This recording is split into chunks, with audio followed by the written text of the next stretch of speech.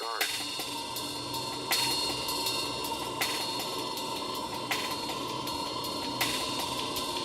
All right, welcome to Torture Garden. I'm Scott, I'm Jimmy.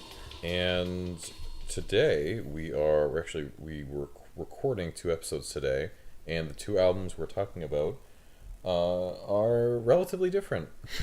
they don't A little. they don't they don't just have a smidge. they don't have all that much in common. So Despite being released on almost the same day. yeah, which is weird to think that these albums came out the same year, but I guess that's the beauty of having multiple genres. In and if you haven't caught what we've been doing, I check out our Aretha Franklin episode. But just as a quick recap, this year we're going to try to do big anniversary albums, albums that are at least 10, 15 years old. And the 2 albums that we started off this series with, one being Aretha Franklin, Lady Soul, and this one, which is Velvet Underground, White Light, White Heat, actually turned 50 this year, which is crazy to think. These albums have been around for like 5 decades. Like these albums are about as old as our parents, which is interesting. Yeah. To think. But yeah, if you couldn't catch the obvious and not that funny sarcasm in my voice, this is nothing like Aretha Franklin. Velvet Underground were an experimental rock band in the late 60s. They broke out with what many consider, in general, it's a very divisive album. At the time, it was not very critically acclaimed or well received, and performed that well commercially. As their debut with Nico, she was kind of an experimental folk vocalist who they teamed up with for self-titled album. And then at the time they were working with Andy Warhol, and he did the cover and whatnot. It was, for the time, art rock, proto-punk, psychedelic rock. It kind of was very experimental for what it was. And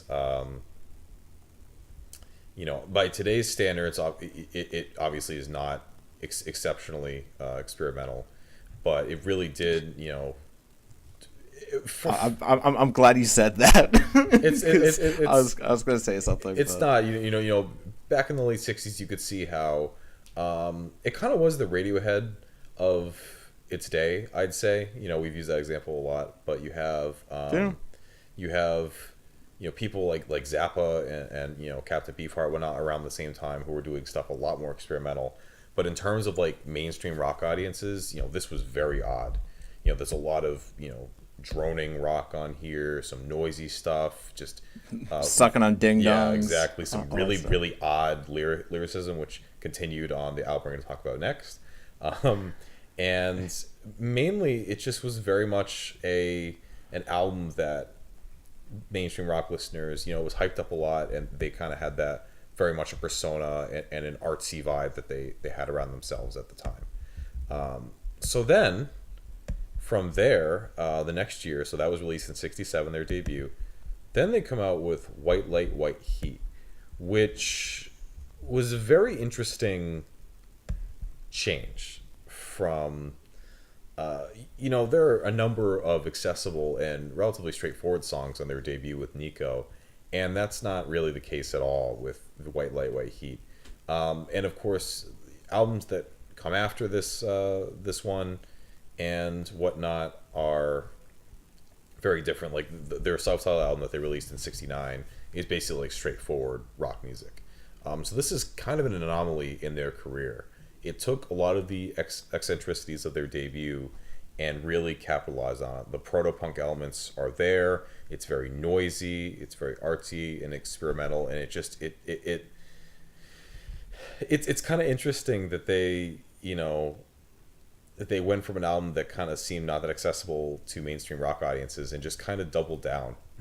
All the elements that people thought were very unaccessible and just bizarre. They just kind of went for it even more so. And I'm interested that we are talking about this because I know that Jimmy is not the biggest Velvet Underground fan. And on that note, I would like to turn it over to you, Jimmy, to hear your thoughts.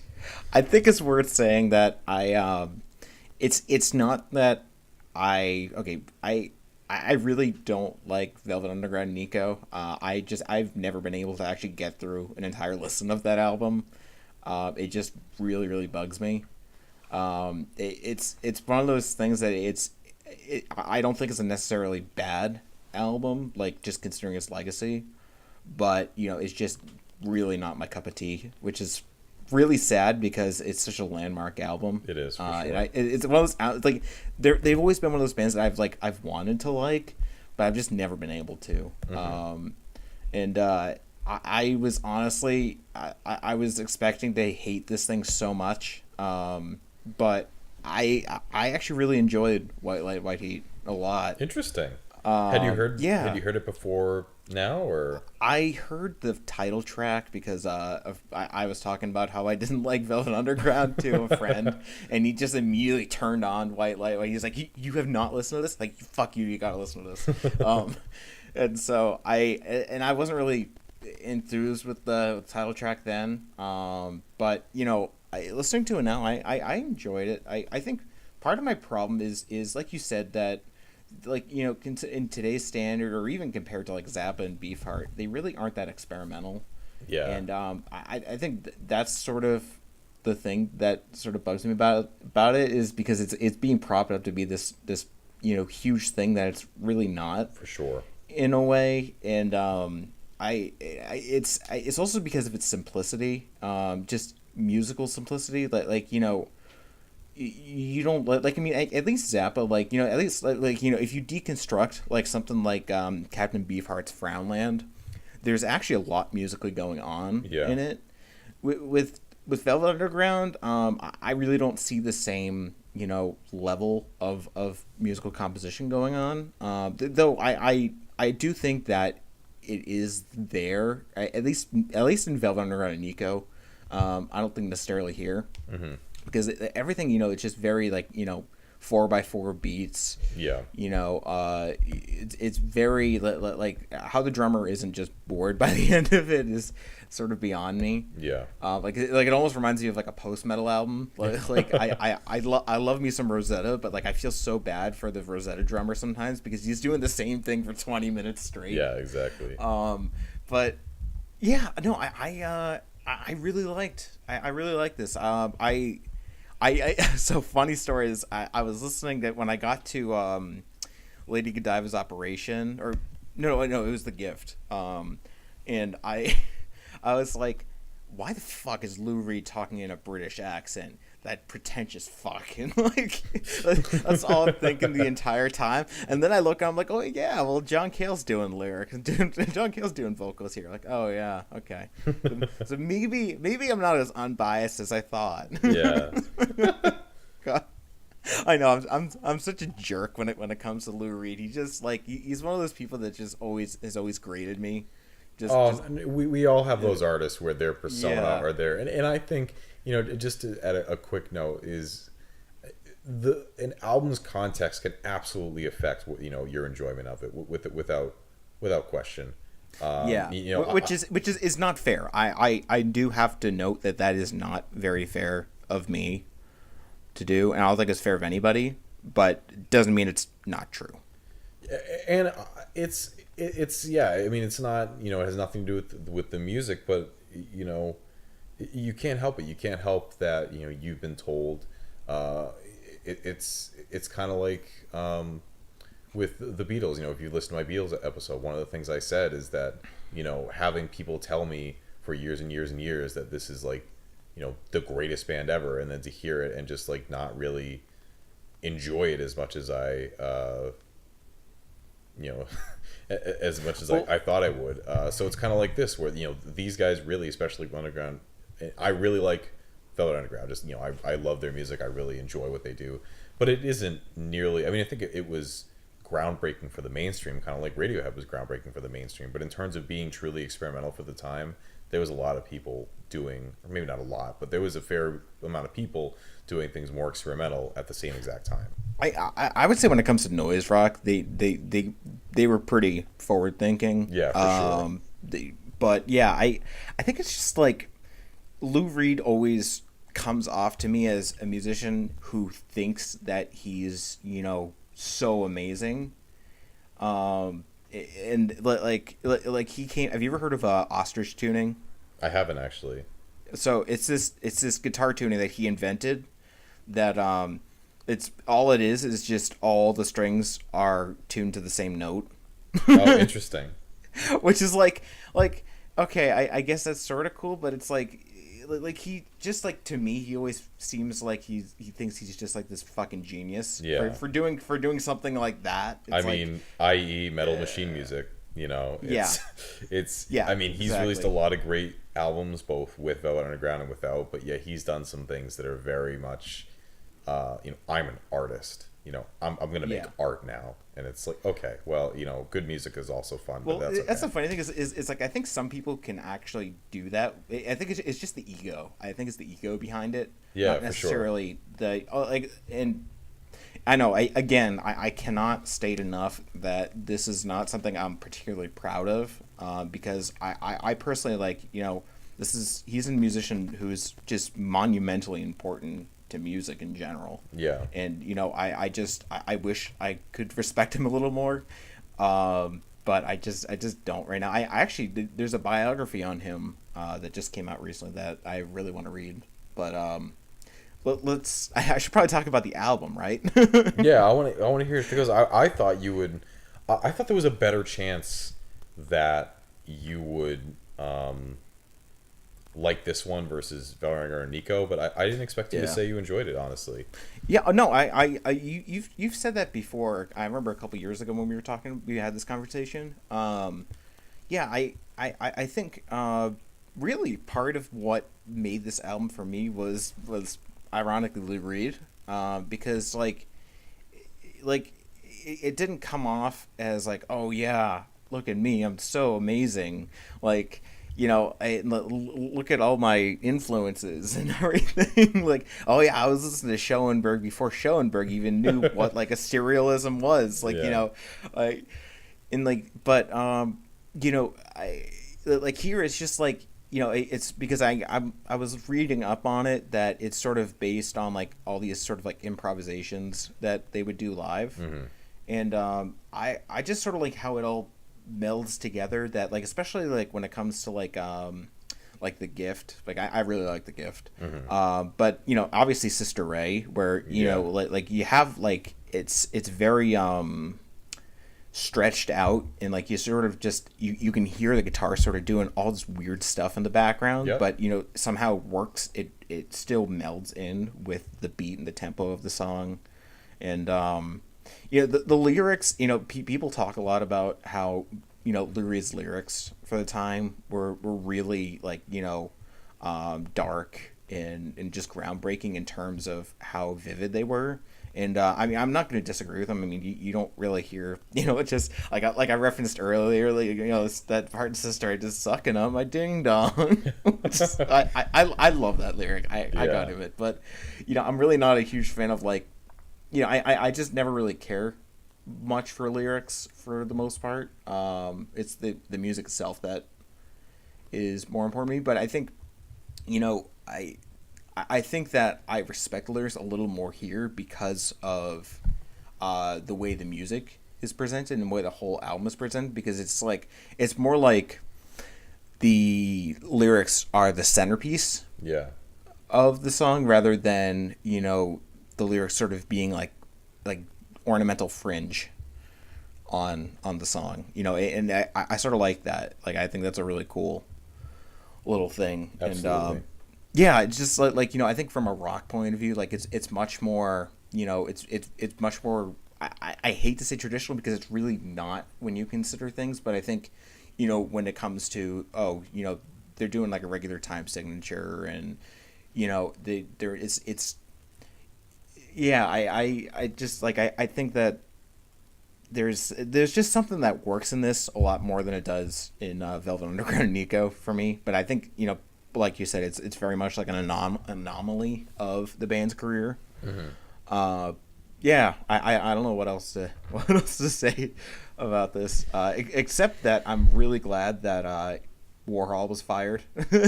Yes. as part of this thing. Again, biased, very biased against Andy Warhol. Yeah. But yeah. Although to be fair, I think the cover for Velvet Underground Nico is more iconic and better than the one for White Heat. But that's obviously not any bearing on the music. Yeah, I would actually agree with you on that sentiment. Yeah, so. yeah. This is a weird one because this just doesn't.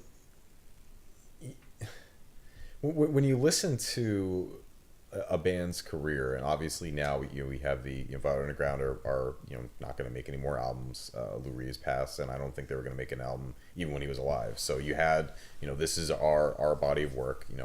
Here you go. And this really is just such an odd album for their career, especially the album that preceded and followed it up, with Velvet Underground Nico being a bit more experimental than their self-titled, but still there's some traditionalist songs, and then their self-titled being very much straightforward. This is all over the place in terms of or maybe not all over the place, but this just really is just kind of. It dropped any of the. I mean, like Sunday Morning, which opens up Velvet Underground Nico, is like plinking bells and Sunday Morning, and it's like it's almost like a slightly weirder Beatles song, honestly, and not barely even slightly weird, just pretty much okay. This is basically a pretty standard song, and then there's some more experimental droning and weirdisms, and obviously Lou Reed's vocals are very much interesting and unique, depending on very how Lou Reed. Yeah, depending on how you interpret that. And then you have this 6-track album, which is not a lot, obviously, but then it jumps all over the place. You have songs here that are one song is barely over 2 minutes, one song is just under 3 minutes. Then you have an 8-minute song, and then 2 songs are about 5 minutes, and then you have Sister Ray, which is 17 and a half minutes long. This freewheeling, crazy like wheeling noise rock song, and yeah, this album just has such a lot of personality. You can definitely hear where like the proto punk elements come in, and the noise rock elements, and it's such an odd album that I feel like it would even challenge fans of their debut. It's just. It's an odd one. I mean, it definitely is very strange. Like, I mean, because at least with like Velvet Underground and Nico, the parts I've listened to, like at least they're like sonic oddities to it. But this is more like they're just like fuck everybody. We're just gonna do what we want on this album. Yeah, and it's sort of like I wouldn't say it's like. I don't know. It's sort of like bashing all the piano keys and just seeing what happens. Yeah. In a way, like, but they sort of managed to bash them in like just the perfect way. Yeah, it's that's a great description, but I think that every time I listen to this, I forget just kind of it makes me feel kind of. I don't know how to put it, because I do really enjoy this album. I think I prefer Velvet Underground and Nico a bit more. It depends. Like, I feel like they're a weird band. They're weird because the music doesn't really match their reputation in some ways. And then I thought this was off the walls experimental when I first heard it, but then since I've kind of delved into more experimental music, which came out at the same time or around the same time, and then I'll re-listen to Velvet Underground Nico and be like, holy shit, and then I'll listen to this and be like, eh. So yeah, I think it kind of has a weird legacy, because it really is. Now, the more I think, I didn't even plan to say that, but this really was the Radiohead of the late 60s, where I think that over time my enjoyment hasn't really waned necessarily, but definitely the stature I thought it once had, it isn't there as much, which is kind of like, I don't know whether that's a good or a positive. A good. I don't know if that's a good, yeah. But yeah, it's still, it's still influential. I mean, whether or not it's as influential or as experimental isn't necessarily always important, but it definitely, made an impact. Is that famous quote? I forget who said it, that it don't Velvet Underground and Nico only sold so many albums, but all those people. That was Brian Eno. Yeah, all those people started bands, and I don't think this one sold as well, because there's really no song. I could see there being like, I don't know if there were singles from Velvet Underground and Nico. I'm sure there was at least one, but in terms of like an actual single people could latch onto, I mean, I can't think of a single one here that's like a like obviously the most famous one here. Title track, I guess, yeah. But Sister Ray is obviously the most memorable one. You can't release a 17.5-minute song as a single. But yeah, there's a lot. Why the fuck not? Yeah, why not? That's true. But yeah, the music is really freewheeling. The lyrics are really bizarre. The vocal performances are incredibly, off the wall. Like there's that one. I think it's either in The Gift. I think it's in The Gift. Is that where Lou Reed like comes in and he's like super high in the mix.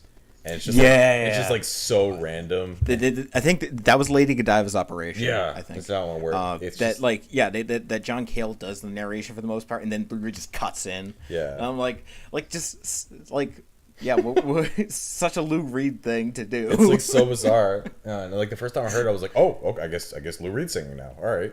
Yeah, it sort of reminds me of like I was listening to Trout Mask Replica earlier, a couple days ago, and there's this one song in it that has like the worst vocals I've ever heard, and like it's just like such an anomaly. Like it just like it's like just one track, and I'm like, what the fuck? And then it goes back to Beefheart, and I'm like, oh, thank God. Like, yeah, it's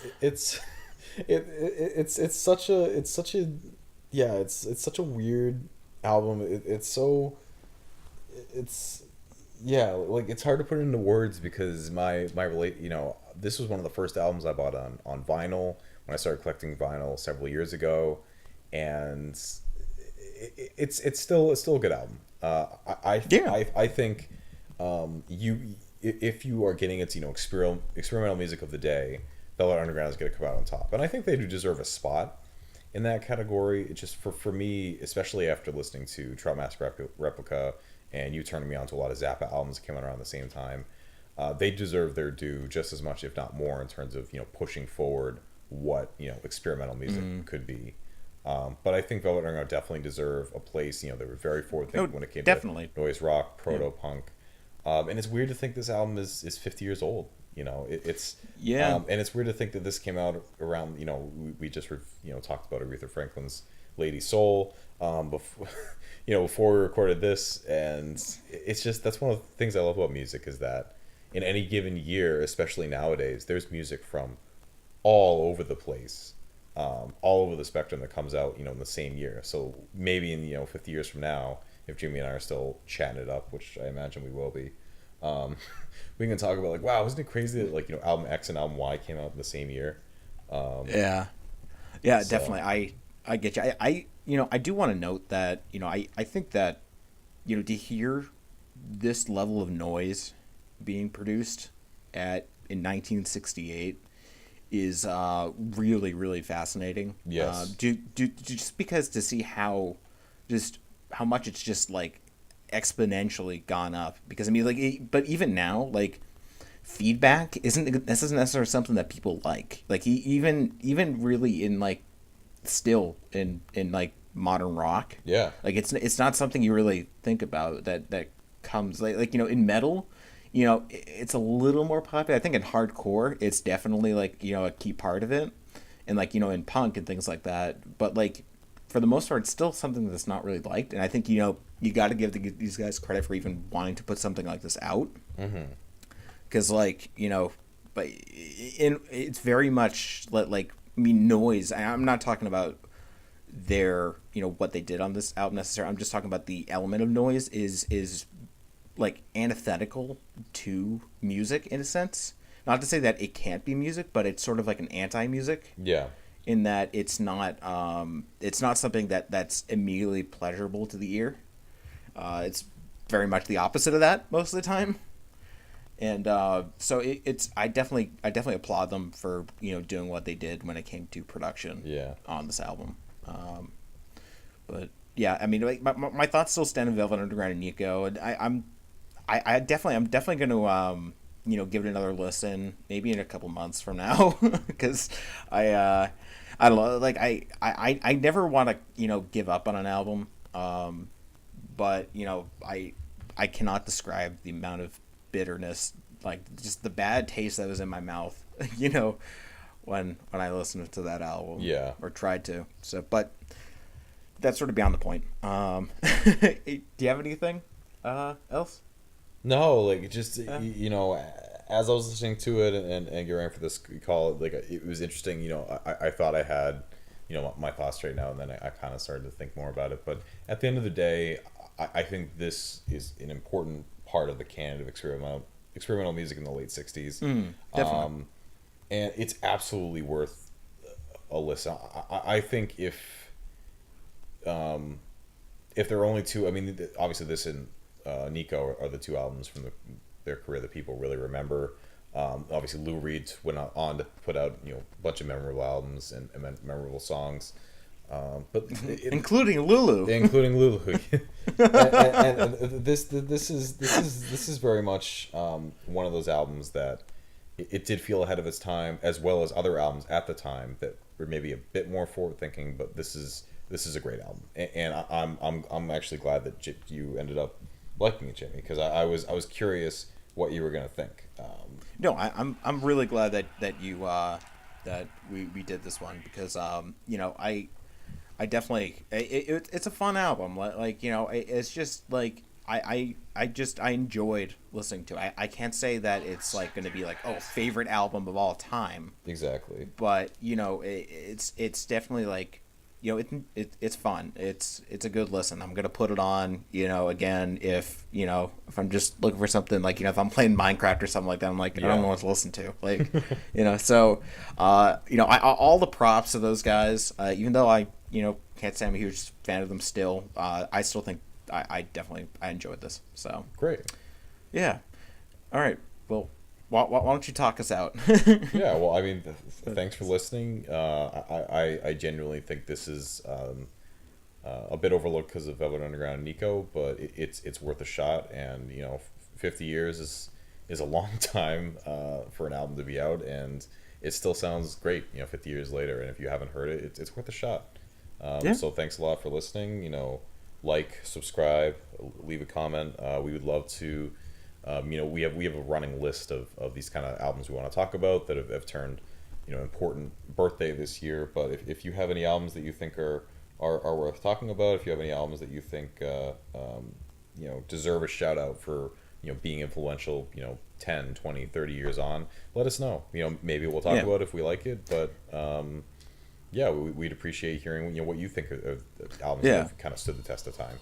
And if YouTube isn't your thing, this is available on iTunes as well. So yeah, thanks for listening, guys. All right, thanks a lot. Bye. Torture guard.